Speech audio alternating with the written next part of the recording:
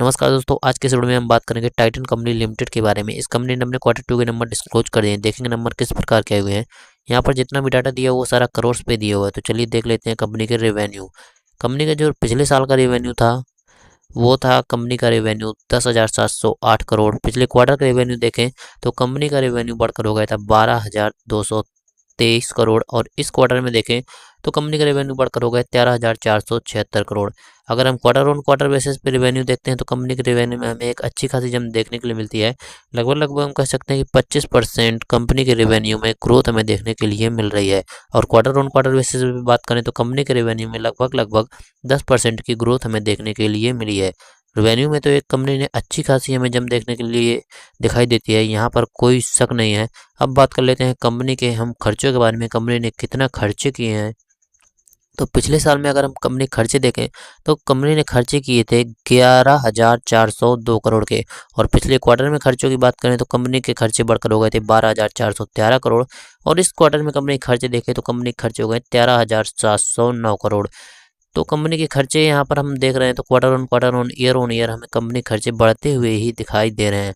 चलिए बात कर लेते हैं कंपनी के हम प्रॉफिट की। कंपनी ने कितना प्रॉफिट किया है तो बेसिकली हम पैट की बात करेंगे, जो प्रॉफिट आफ्टर टैक्स होता है। तो पिछले क्वार्टर में जो पैट था वो था 900 सॉरी पिछले क्वार्टर में जो पैट था वो था 916 करोड़ के लगभग का। और पिछले साल का था 916 करोड़ और पिछले क्वार्टर का हो गया था 715 करोड़ घटकर। और इस क्वार्टर में भी कंपनी ने कम ही करके प्रॉफिट दिया है, हो गया है 704 करोड़।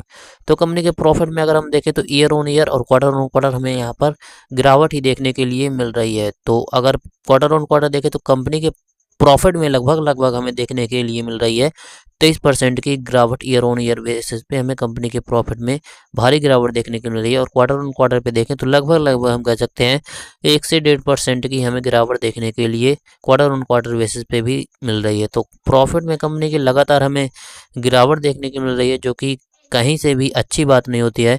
और कंपनी के हम बात कर लेते हैं कंपनी के ईपीएस के बारे में। तो कंपनी का जो पहले का ईपीएस था पिछले साल का वो था 10.31।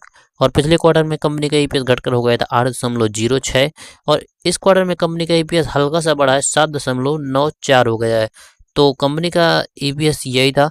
अगर मैं कंपनी के नंबर्स को समराइज करूं तो मेरे हिसाब से कंपनी के नंबर निगेटिव ही आए हुए हैं, क्योंकि कंपनी ने रेवेन्यू तो अच्छा खासा यहाँ पर दर्ज किया है लेकिन प्रॉफिट में कोई भी जंप हमें नहीं दिखा पाई है। तो मेरे हिसाब से नंबर निगेटिव ही है, काफ़ी निगेटिव है, क्योंकि क्वार्टर ऑन ईयर बेसिस पे भी कंपनी निगेटिव ही है। उम्मीद दोस्तों ये वीडियो आपको पसंद आया होगा। पसंद आया तो वीडियो को लाइक करके चैनल को सब्सक्राइब जरूर कर देना।